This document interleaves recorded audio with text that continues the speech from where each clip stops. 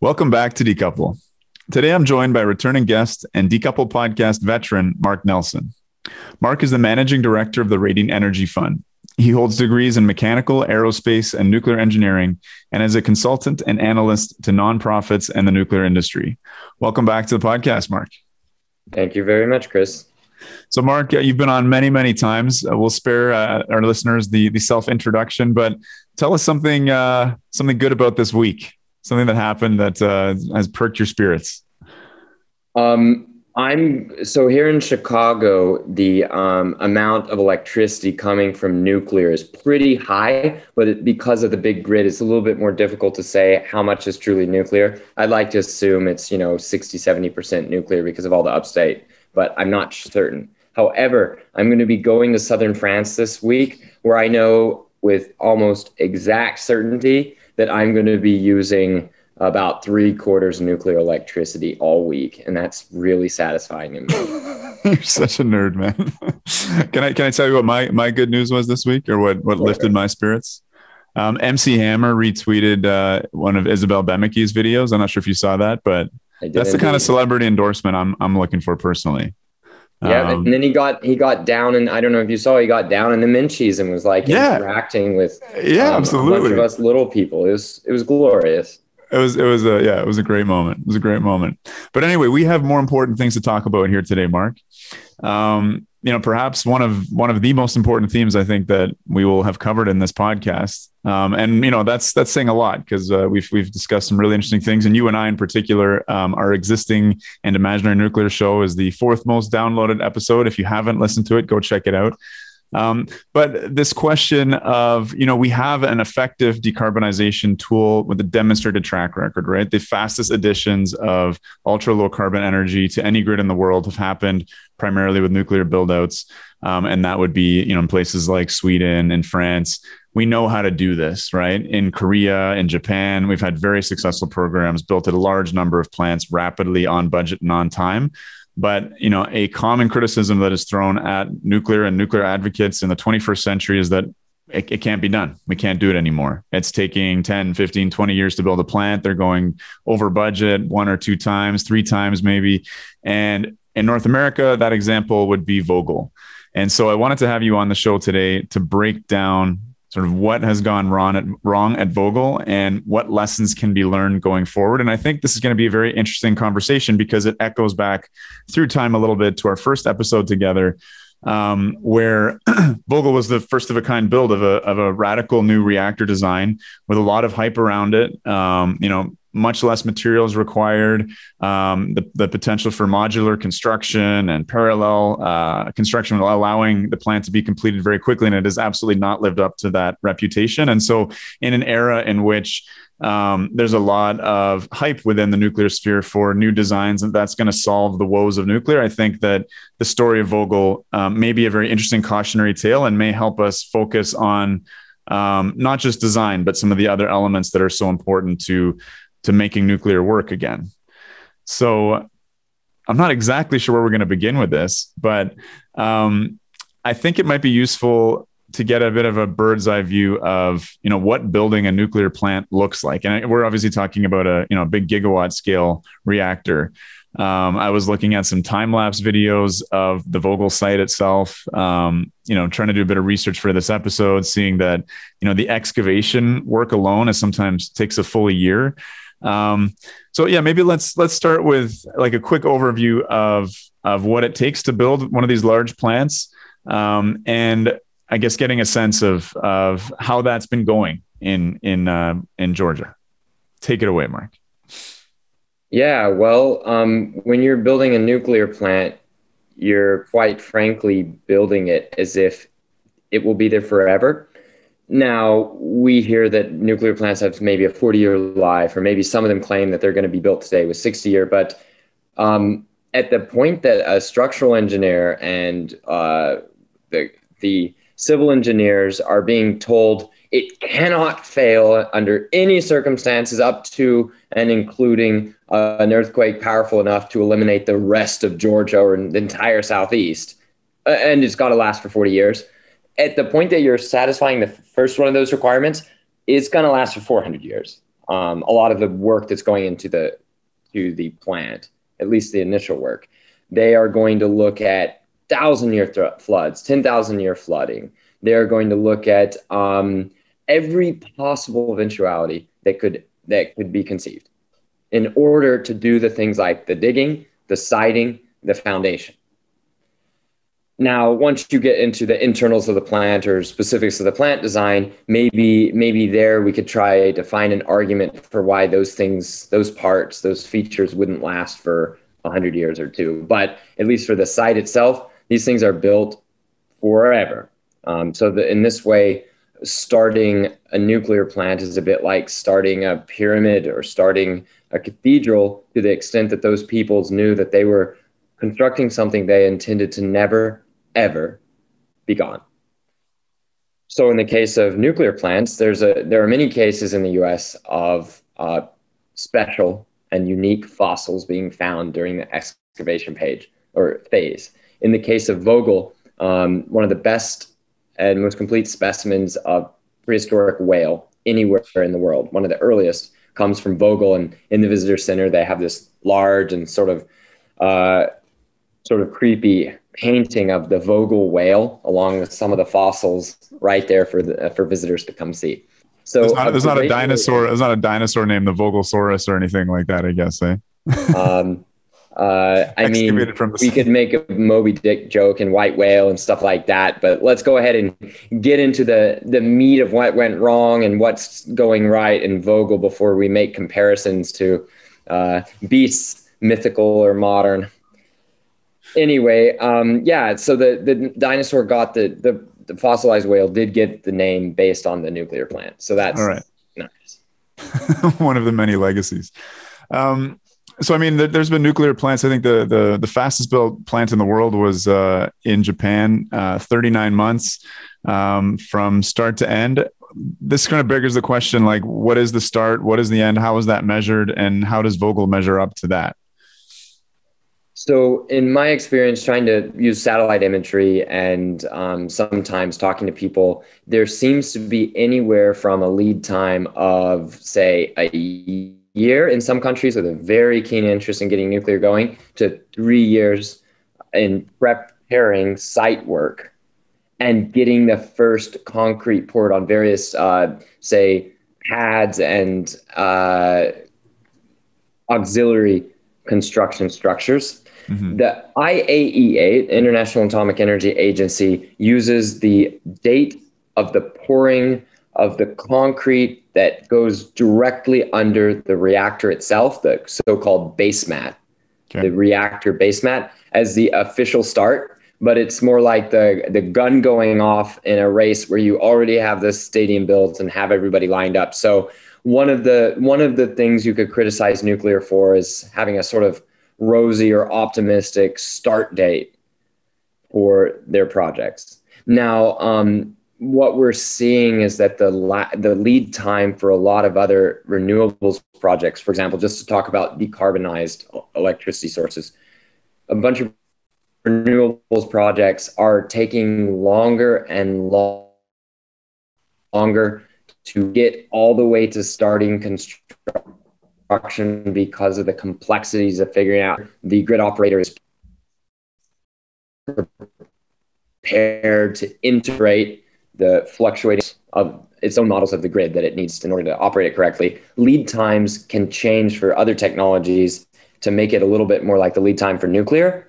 So it's still not clear to me whether it's right or wrong to have that base mat concrete be the start date. Because I think those definitions are important, right? Because, one of the criticisms of nuclear being it takes so long to build. I mean, there's also obviously, the permitting that needs to go into upfront. So if we're talking about, okay, we need to build something to decarbonize rapidly today, like from the planning phase, I'm guessing nuclear takes a lot longer as well because of, a whole variety of permits that need to be had versus a renewables project, I'm guessing. So, there's that base mat way of looking at it. Is there a more honest way to look at it, which is to say, hey, right from the proposal of, hey, we should build something here. How long does that take? And I'm not sure how that would measure up with, something like the Barakat project in the UAE versus Georgia. I'm just, I'm trying to right. Be a bit of a devil's advocate. Barakat in the UAE was harder in some ways than a nuclear build would be in many other countries, because you had a country that had never hosted anything like that. Nothing. Right. Had no nuclear regulator, no nuclear infrastructure. You had a country that was, and I think perhaps wisely in the long run, is insistent upon having its own citizens go through school and training and certification, licensing to operate its own national Right. nuclear projects. There's a number of things that, in order to be done right in a country that had never done any nuclear, took a little bit longer than maybe you would want if you demand decarbonization right now, today. Right. Right. So perhaps there's an argument that nuclear is the ultimate tool, but that you have other technologies to bridge technologies to nuclear. I think I could see that argument being reasonable, as long as you don't reconfigure your grid and raise the risks and cost to society of having reliable electricity before you actually get the nuclear plant on the grid, because I think that would be probably counterproductive. So, for example, in much of the United States, nuclear doesn't make sense as a business model, because we've changed the way we do electricity, and we've changed many other things about how we administer the grid, charge people for it, charge industries for it, decide where to build transmission, to prioritize non-nuclear energy. And that's okay, but it's experimental. I've had many very spirited debates with some very smart and well-meaning people in the nuclear or in the renewable energy space who, and I think this is quite important for understanding whether Vogtle is a tragic victory or pure tragedy. It's this: do we have to have it?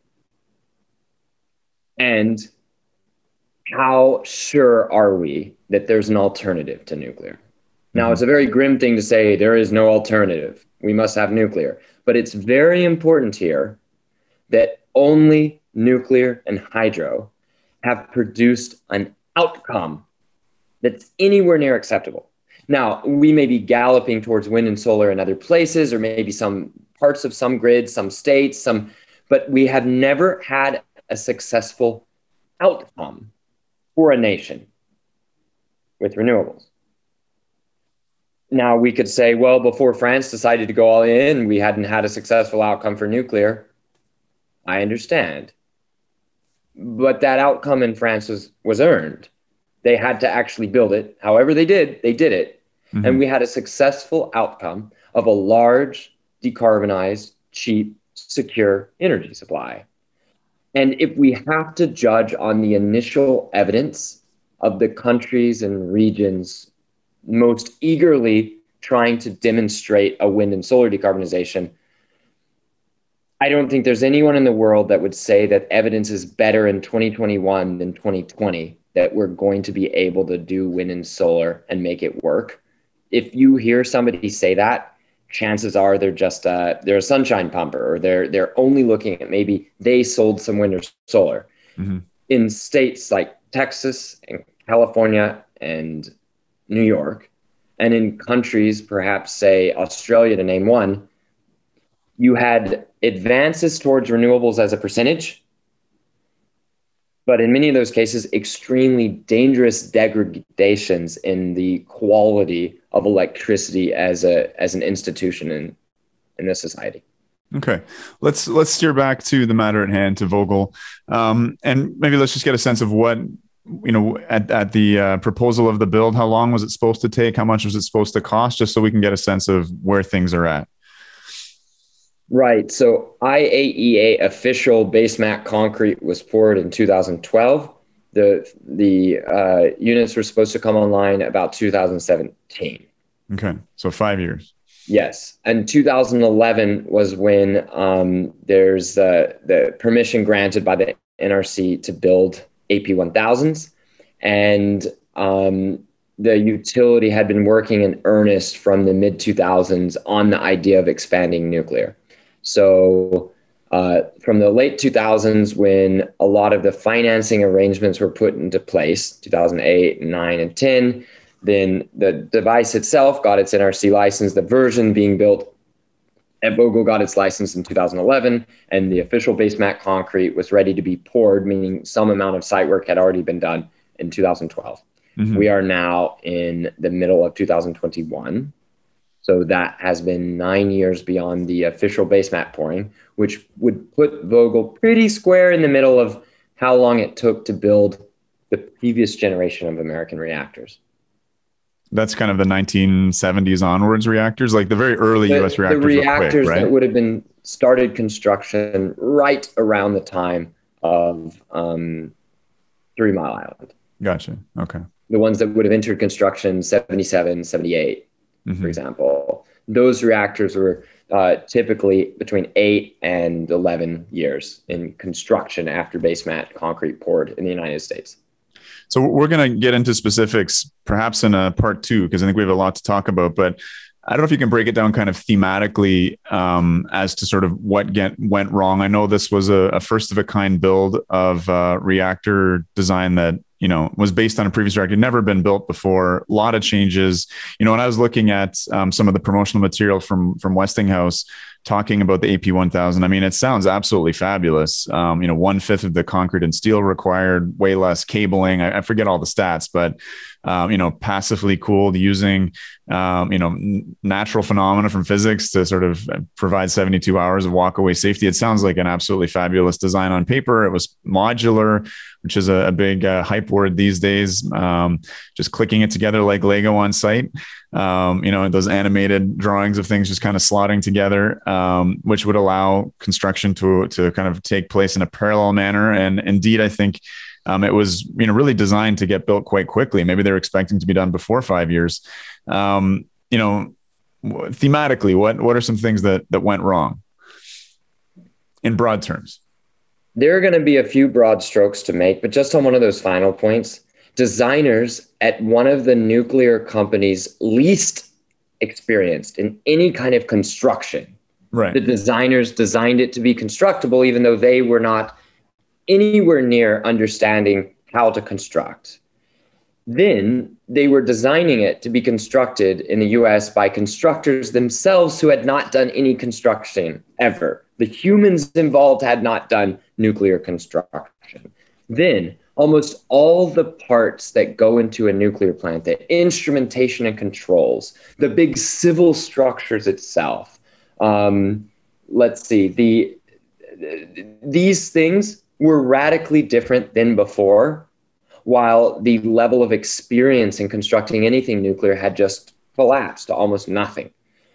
A way a senior person in the industry put it to me was this. He said, you know, if you're looking for somebody to drive your kid to school in a car, and they tell you that their resume is that they have every single driving manual in every language on planet Earth in a big library of driving manuals, and they have thoroughly read and studied everything that the great drivers have written. They've studied race car driving. They've studied books of what it's like to drive a truck. They've never driven, but they know what it's like to read about people who have driven and to read about driving. This is not anything that anyone would accept as good enough to drive a child to school. Right. Or maybe even to build a car. Because there are things that are part of driving that you just have to experience and learn by practice and making judgments that you don't even know you're making. There's a reason we just can't get autonomous vehicles to work. Because if you could boil it down to theory and rulebook, we'd have autonomous vehicles, but you can't. There are the tiniest little adjustments that even dumb people, let's be mean and say dumb people who go and they successfully drive. They're doing things that are so complicated and so unconscious that it's just quite simply a different thing from studying driving or studying driving theory. Mm-hmm. There's where we were with nuclear. We had companies who had helped construct almost every nuclear plant in America, but nobody at the company had ever constructed a nuclear plant. You had workers who had never done a nuclear pour where the concrete has to be poured and handled to standards that are much higher than any other industry. You Right. did not have people that have put in nuclear rebar, where the rebar just has to be right for a regulator who knows that if we do it this way, then that will be good. Right. And that the risk of not doing it, not that they're asking the nuclear company to go calculate the risk of any given rebar. They know that if you do it a certain way, that will be good and will protect people. Now, far be it from me to say that the NRC is perfect, but they at least have a certain conservatism that has worked to make it to where we've not lost anyone in or outside a civilian nuclear plant in the age of nuclear electricity for the grid from radiation, which is admirable. Now, we can argue about overzealousness, but the regulator requires certain kinds of quality, and the industry, such as it is, had almost no experience in delivering that in new nuclear construction. Then you have issues like this. Controls done digitally, I'm sure that'll be great. Other industries have moved towards digital controls. It was a very difficult thing for a lot of the airline or the big airplane manufacturers, and it was a tricky thing, but they did it eventually. We jumped straight from reactors that took us 10, 11, 12 years to build in the previous generation of reactors, lost all our experience building, redesigned almost everything that we did have experience building back in the day, and then started again with inexperience at every possible level. Right. What I think's so interesting about Vogtle, though, is that you have a controlled experiment, right? You have 4 units being built in China, arguably in a scenario where there is experience, there is a lot of lived memory, there's a lot of experienced welders, right up to managers.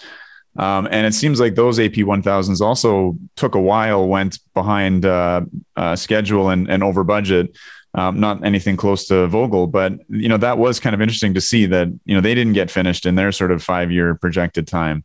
Again, despite being a design that had a lot of promise to it or made a lot of promises. So to challenge you a little bit there, how do you respond to that? That there is this controlled experiment, and that I think the Chinese reactors took 8 or 9 years, and Vogtle's probably going to take 10, maybe 11. So what you had in China is where an incomplete design, without the details worked out, and designed almost completely without contact with anyone who knew how to build. That's right. The Westinghouse side. That holds true. Going true. into an environment where the builders were experienced and capable of building nuclear plants. Then we get to see the effects of changing as much as got changed in the AP1000, right? Just one note, AP1000 was an upscaling of a previous reactor, AP600, that never got built.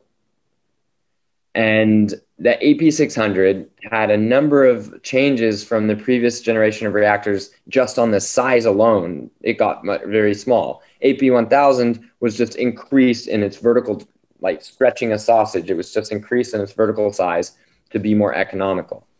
Well, between those two things, something like almost 20 versions of the design of the AP1000 went through the hands of regulators in different countries. And by the end, the version that the Chinese ended up building, they felt that they had to be so involved with the modifications and alterations and just the finishing of that as a design, they felt they were sold a half-finished just turkey. That was right. That was the experience of the Chinese. They got it done because they had an incredible amount of experience in getting nuclear projects done, but it was not what they thought they were getting when they thought they were purchasing the most advanced nuclear technology in the world from the Americans. So the idea went like this. The Chinese would, with all their experience and their workforces, would go straight into the hard part of real first of a kind AP1000s. And then by the time a few years later you got to Vogtle and Summer in South Carolina, that would be not first of a kind. It would just be maybe, fifth and sixth and seventh and eighth of a kind, but the first one's in America. And that'd be a way to leverage the incredible American technology from what the Chinese thought, and the excellent Chinese ability to build things on time and budget, which is what right. America thought. And then that would combine, and all the knowledge would be shared from the Chinese sites to the American sites. This ideal broke down almost immediately which gets us to where I think we need to discuss the difference between the owner, Yes. Okay. the vendor, and EPC, the engineering firm that puts it all together. Yeah, break that down for us, because I think that's what you've been identifying so far. The vendor is the same, and they were completely out of touch with building nuclear. The engineering firms were quite different. Chinese very experienced, US not at all. So yeah, help us understand that a little bit more, and how those dynamics interact to slow a project or speed it up. Right. So Westinghouse in this case is the vendor, the provider of the nuclear technology. In some countries, the provider of the nuclear technology is part of the same firm that builds it. And in some countries, it's part of the same firm that owns it and operates it and runs the electricity service. That's true integration right there. And is it too simplistic to say that like a fully vertically integrated system with those three players being the same one, does that guarantee that things go better? Is there a tendency towards it going better in that light, like with Rosatom, for instance, or Framatome? So Rosatom, we have to emphasize that their success was not fated. There are vertically integrated efforts, conglomerates in other sectors of the Russian economy that you would think if that was the secret, then right. Roscosmos should be doing better, and it's not. In the end, Rosatom had a structure that was this vertically integrated, but it had to be put together that way. It had to be assembled that way, and then incredibly good people had to land a bunch of deals and then execute well enough for cheap enough that they kept getting, and then the advantages of that system were unlocked. In South Korea, what appeared to be an incredible combination of operator, engineer, and vendor all stacked up under KEPCO. It was thought that would be just the future. They would just roll over everybody after winning in the UAE, except that vertically integrated structure, vertically integrated all the way up to a head of state, right, who hated nuclear and he just decided to destroy as much of Korean nuclear as possible.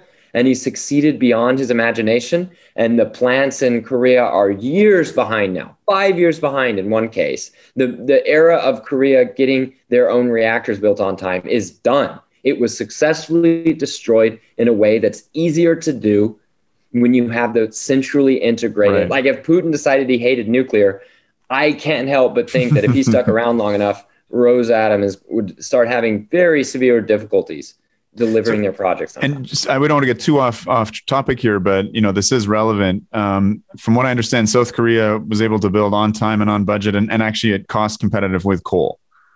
Is that correct? Certainly South Korean coal, yes. Yeah. Oh, okay. Because they're having to ship it in, obviously. But here's the thing. Once you've had your nuclear plants for a while, then the pain, the over budget construction period, all that stuff starts to fade in the far distant rear view. Palo Verde nuclear plant is an extraordinary facility, and people don't walk around bemoaning the awful burden of it having taken 9 or 10 years and threatened the viability of the entire utility. Instead, it's just one of the best nuclear plants in the world. Right. And that's only, it turned on about the time I was born. So that it's been going for 30, 35 years or so. And at this point, it's just an extraordinary plant. And how expensive it was back then, it's not as big of an issue.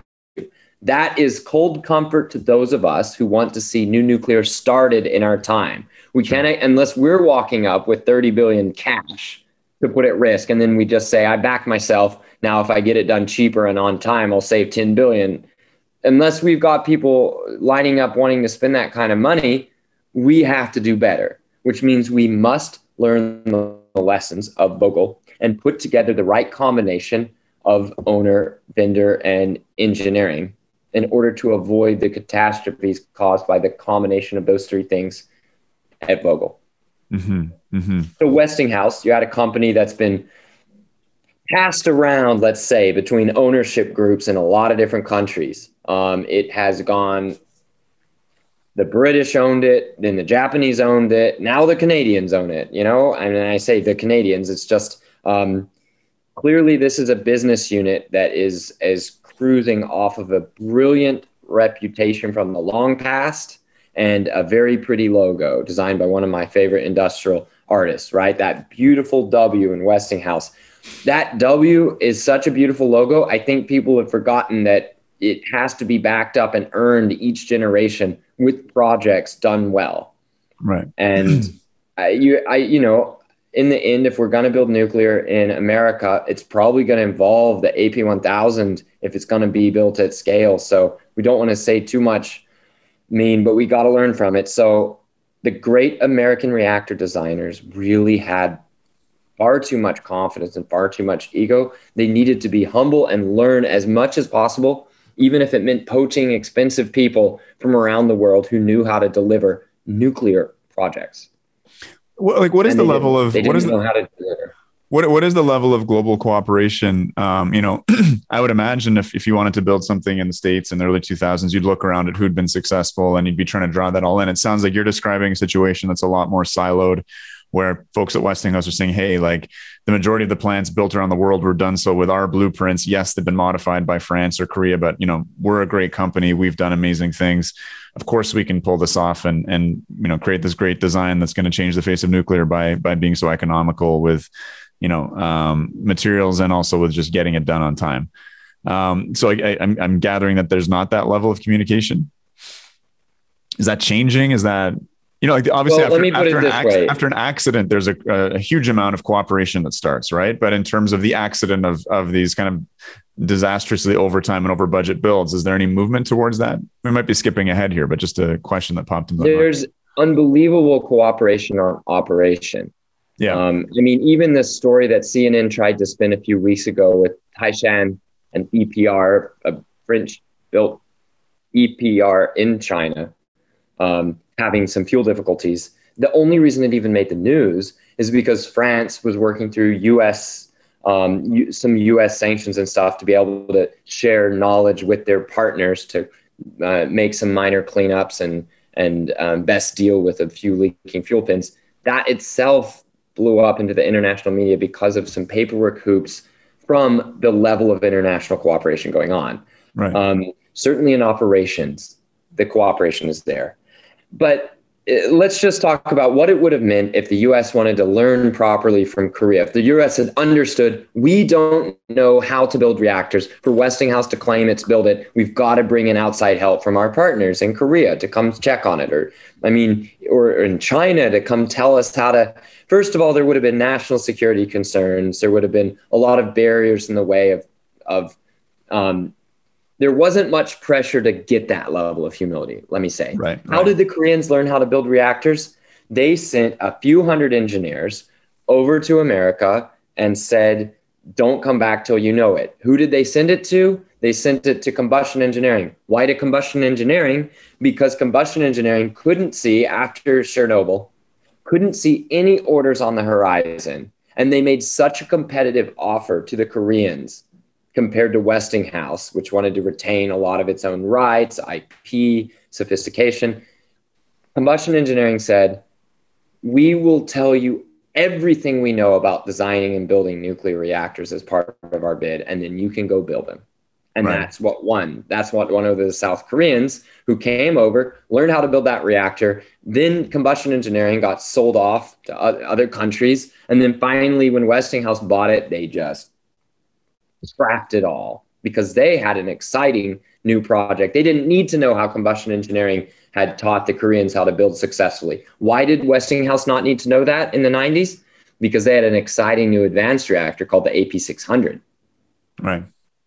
So you can feel the elements of this tragedy, this long building. Tragedy is maybe a little strong for Georgia, considering we're going to have a working plant. But this comedy of errors, you can just see it start to build. Westinghouse failing to sell its reactors to South Korea, combustion engineering succeeding, but then basically folding, Westinghouse buying combustion engineering and scrapping this successful system, the System 80 system that had been built in Palo Verde and was then the model for the Korean fleet. And then that Korean fleet, of course, became the model for UAE, but Westinghouse scrapped it. They had their own special thing. that involved immense changes, supposedly for buildability, even though Westinghouse didn't know how to build. That was not their specialty. That's never been their specialty. Other companies have done building. Westinghouse made changes on behalf of building it better, despite not actually building things. So am I alone in seeing this parallel with a lot of the hype that, you know, in terms of nuclear in the 2020s, essentially, of being very design focused, and hey, we can find a better design that's easier to build, that uses less materials, that uses X, Y, and Z new features. Like, it just seems like such an echo through time back to the AP1000. In my little intro there, I was saying, hey, maybe this is a cautionary tale. If we focus too much on just the design, or the designers are so divorced from actually having built anything, this could go wrong. I'm not sure if, you know, if you share that, or if other people have brought that up, but maybe that might be a good place to jump into talking about the AP1000. And I guess the promise of the design itself versus some of the challenges of getting it built. Well, I mean, we built some really small sodium fast reactors in the US a very long time ago. So anything I've said with regards to not having experience building light water reactors would, of course, apply to them. I doubt we're going to go to the Russians and ask them for really great tips and tricks and help and maybe some technology to build our sodium fast reactor, even though they're the only country that has ever succeed anything close to satisfactory long-term performance from their sodium fast reactors, right? I mean, it would sound like we're repeating almost all of the errors and hoping that this time we happen to get it right. With all the errors of Vogtle and the AP1000, you're saying, or? Well, of thinking that the problem is getting the design just right, when the design is, I don't want to say almost irrelevant. I'm certainly going to talk about the design attributes of the AP1000 that have turned out to make for very difficult construction, even for experienced reactor builders. Right. But the more you change from what we know, the more difficult. And merely saying it's not that big of a change because we don't know how to build anything like this does not comfort me. A great country should have a great nuclear program. A great nuclear program should include a sodium fast reactor program. Whether that's what's going to decarbonize America or not, I think I have some doubts there. But it should be a fascinating way to gain experience. It's harder to see how it is the most economical way to get good at nuclear engineering in general. Okay. We'll see.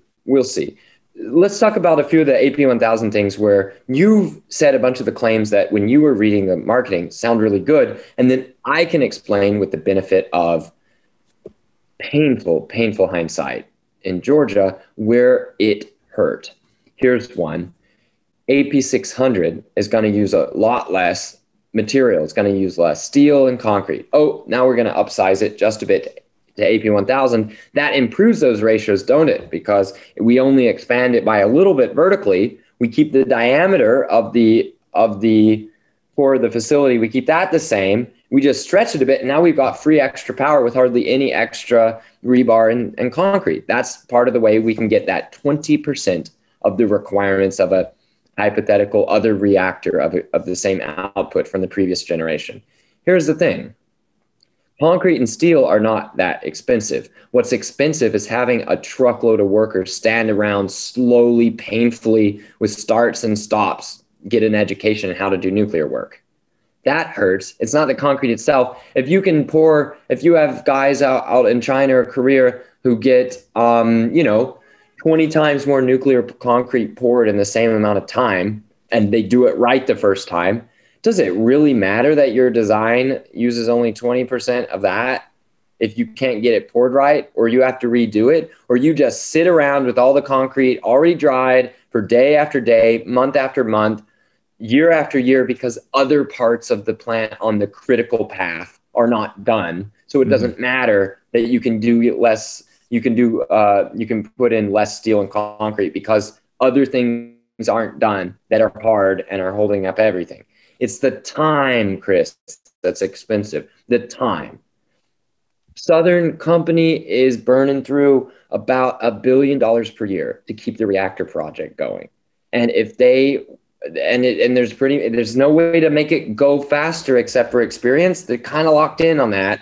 It's the time that's expensive, not the bulk shipments of concrete. Right. Heck, in Chinese nuclear projects, they sometimes build whole mini cities. And most Chinese nuclear reactors, you zoom in, you see, sports grounds, tracks, big barracks. You see all sorts of things built, immense areas of concrete poured. In some cases, they level whole islands to put on infrastructure. It's not the tonnage that we can be proud of in the modern world shrinking, because moving tons and making a lot of concrete and steel, that part's easy. We're really good at that. Right. The problem is when you can't pour it. So it's like they were optimizing variables on things that matter only if you assume you can construct it all equally. For me, give me something with twice the amount of concrete that's much easier to build, and that's going to be a better outcome. Now, of course, that's easy to say afterwards, but let me give you a practical example. Because they got such a tiny inside diameter of the containment of the shield building, well, it's a really cramped construction environment. I've been in a 450 megawatt unit in Netherlands they got this shield, this huge dome, this giant circle, right? And there is so much room in there. You could take a whole school trip and have fun moving in and around the reactor, and you're almost like getting out your binoculars in this big dome, looking where's the actual reactor? Is it somewhere down there? In AP1000, and I've been in the units at Vogtle. It is cramped. I needed my hard hat. I did hit my head on things. I'm tall, but I'm not as tall as you. And anyway, I haven't had that issue in any other nuclear plant. It felt a little claustrophobic.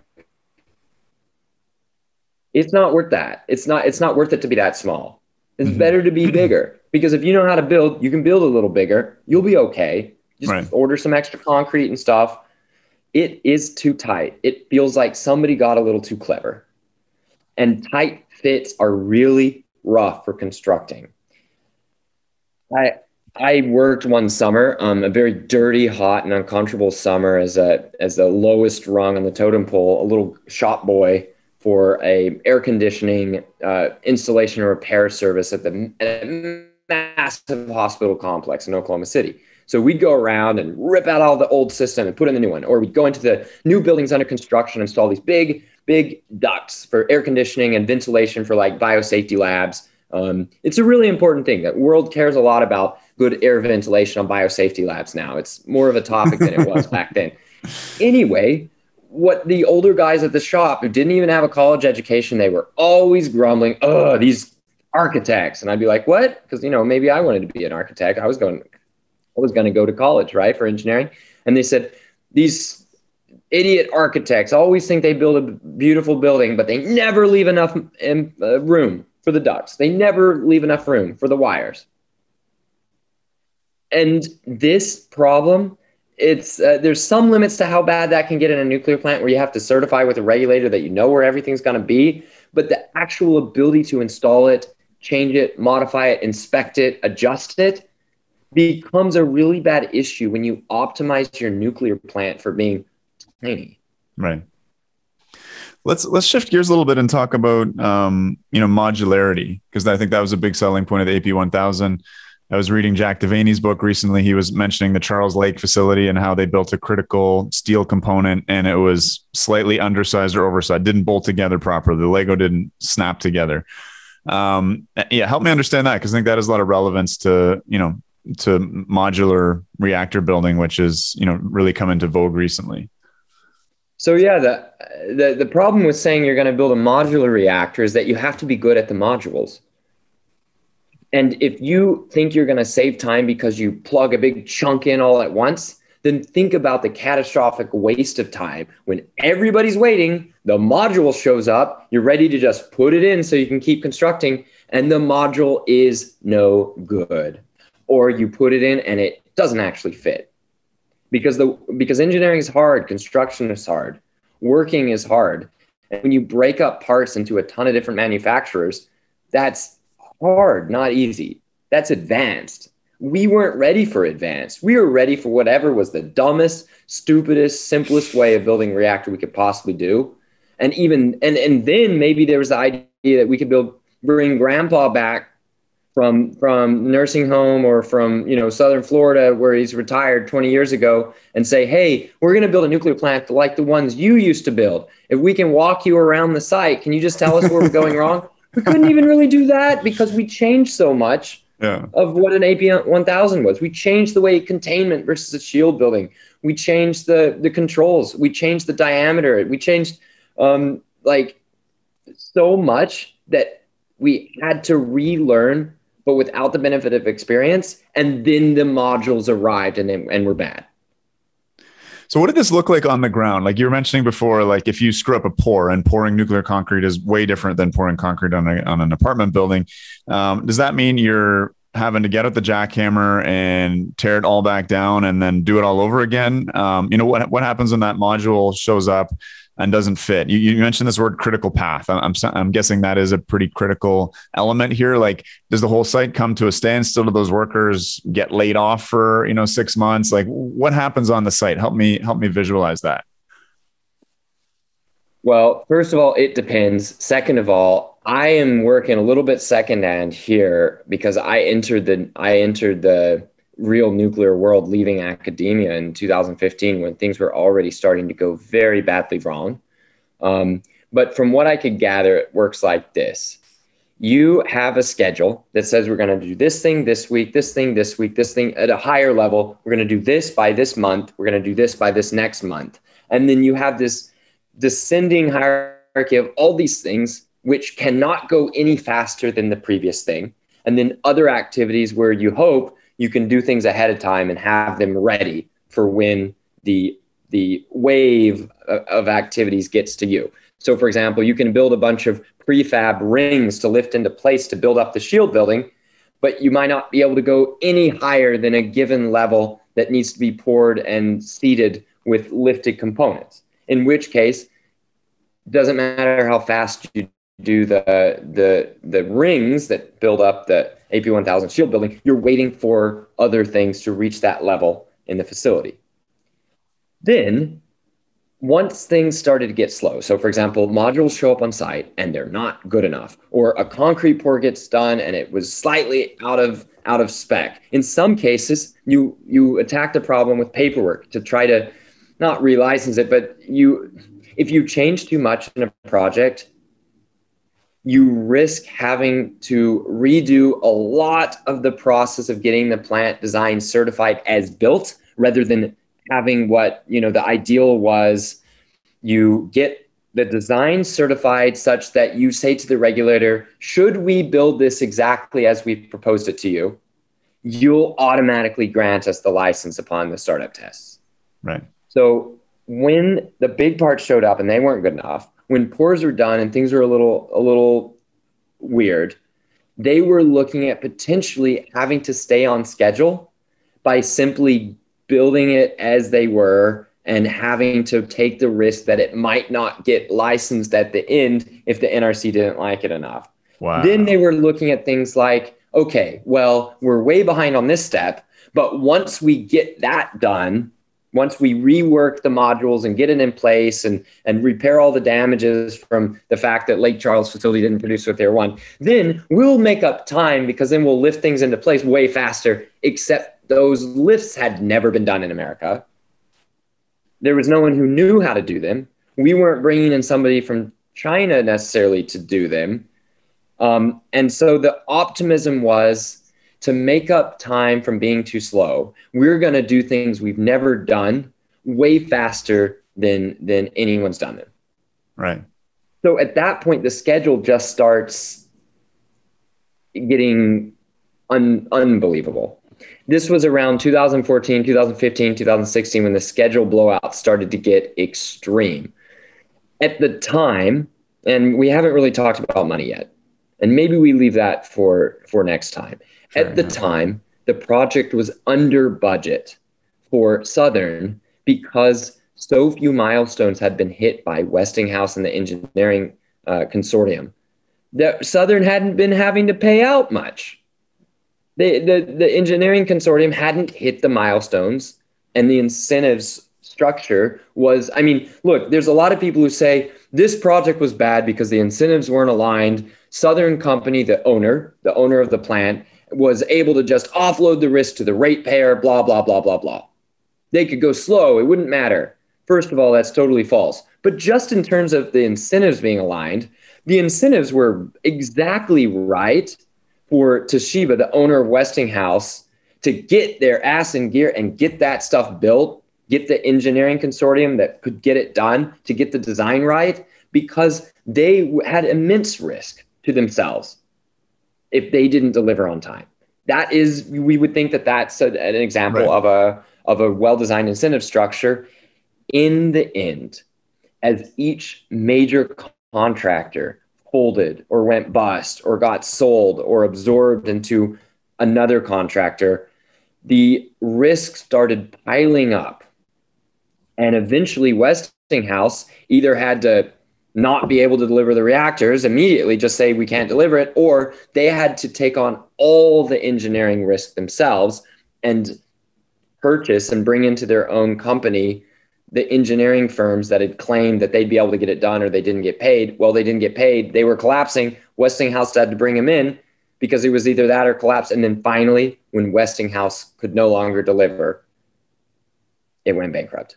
Wow. And it almost brought down its owner, Toshiba, who only got out of the mess themselves by selling off their most prized business division back in Japan.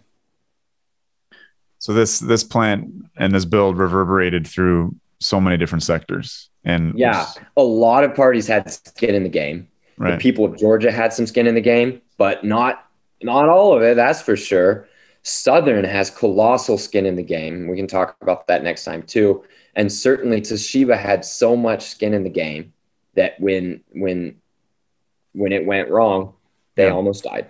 So yeah, we will get to that in part two. But again, just for part one, I'm really curious again, just, you know, never having been on a massive construction project like this. Like you talk about these lifts, and I think it's kind of useful to sort of, for our listeners to get some of that imagery who kind of are passionate about nuclear, but really, you know, have not been on a build or on a site or maybe even visited a plant. Like I've seen some photos, I think, of, you know, the reactor vessel getting dropped in at you know, Barakat, for instance. I mean, what is this like? What's it like to be on the site or see these cranes, or, you know, like no one's ever done this lift in the US in the last 20 or 30 years. Like that just seems wild. Is that unique to nuclear, that you're lifting such big, heavy things for, you know, to such heights and such distances?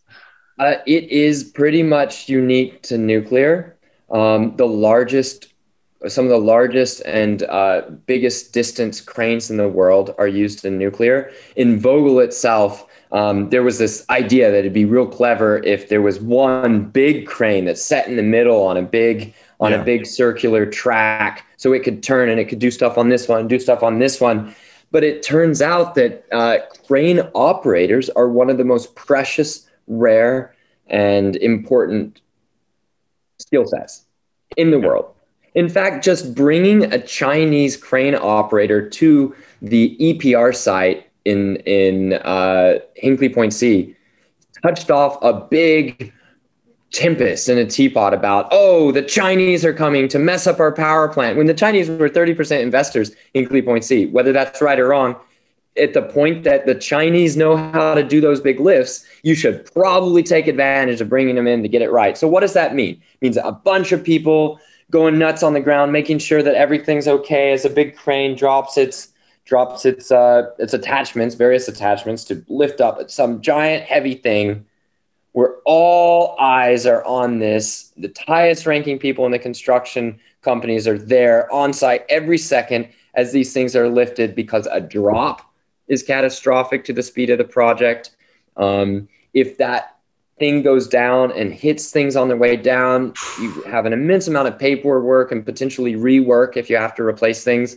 Probably the most hair-raising incident I've heard of in a lift gone wrong was in one of the new reactors Russia's building for Belarus. And at the very end of the lift, as the reactor vessel was going, it got dropped just a little and it went slam onto the concrete. It dropped about 6 inches. Wow. And I would imagine it made a hell of a noise because these are the big shells, almost like the biggest spells ever cast, right? And Russia knows a thing or two about that.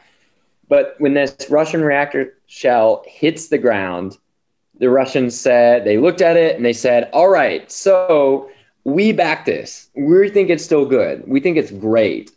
We understand it's scary to you as a customer. If you want, we will swap out the reactor vessel so you will feel better. In the end, the Belarusians said, yes, we would prefer that. Wow. Now, all of those things are about training on lifts. One of the most interesting anecdotes to come out of Michael Schellenberger's research on construction times in South Korea is that possibly the most important innovation he was told by a senior construction manager in constructing reactor after reactor after reactor after reactor on a beach down in southern South Korea was that they learned to use a lot more smaller cranes rather than a smaller number of larger cranes. And I think that lesson seems clearly learned at Hinkley Point C when I visited in 2019. It was an extraordinary image of these giant structures reaching into the sky. Each crane seemed larger than the others with these heavy, heavy bases keeping it stable and giant counterweights, big trusses going up, hinged arms to lift far out over, and then just a flock of little bitty cranes that would be big enough to build a large apartment building in a city scattered all around. All of these things would hint to somebody who says that we shouldn't do nuclear because it's a large project. Everything they would see at a nuclear plant site would confirm that view. Right. However, those same people turn around and tell us what a large problem climate change is. And certainly in 2021, we can say what a large problem not having reliable electricity is. And if we have any kind of economic downturn from the crazy inflationary effects of high energy costs that a lot of the world is struggling with this year, then we're going to want the jobs too. So I think there's a test.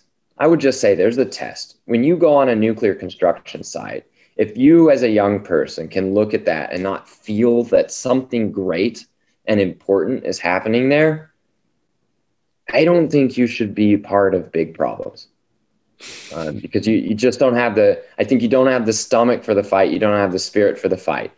That's a different thing than convincing a banker or a financial conglomerate that nuclear is the thing to do. So we have to temper our joy as little kids looking at construction trucks, which is what it feels like with the size of equipment on the sites. We have to temper that joy just a bit and say, these big cranes are there because they're worth it, but we're going to make sure they're gone as soon as possible.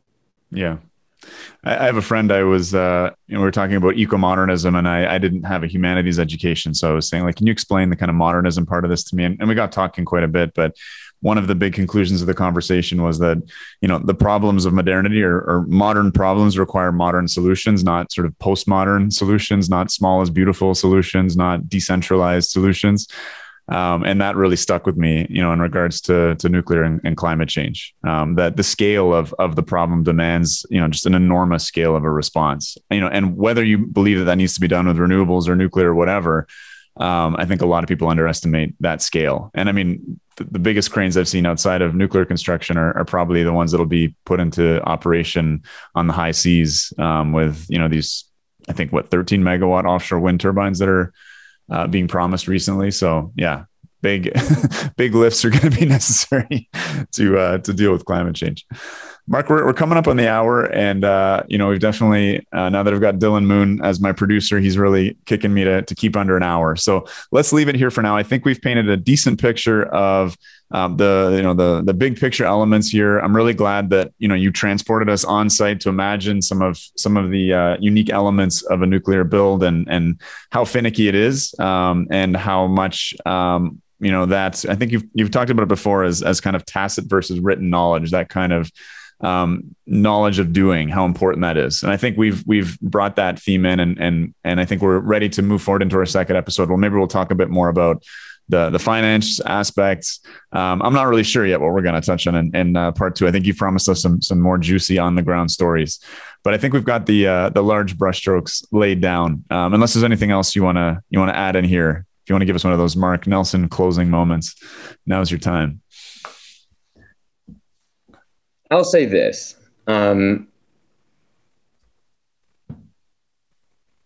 If we are going to solve climate change, it's because there's successful production of clean energy in 40 years when every single offshore wind turbine, even imagined right now, is retired.